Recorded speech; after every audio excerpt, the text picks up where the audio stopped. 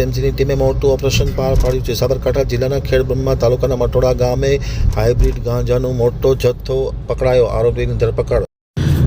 ગઈકાલે સાંજે એસએમસીની ટીમે એનડીપીએસના દૂસરે નાથો માટે ફરી એકવાર મોટો દરોડો પાડ્યો હતો, જેમાં સાબરકાંઠા જિલ્લામાં આવેલા ખેડબ્રહ્મા તાલુકામાં મટોડા ગામે 2 શખ્સોને રંગે હાથ હાઇબ્રિડ ગાંજા સાથે પકડી પાડવામાં આવેલ હતી।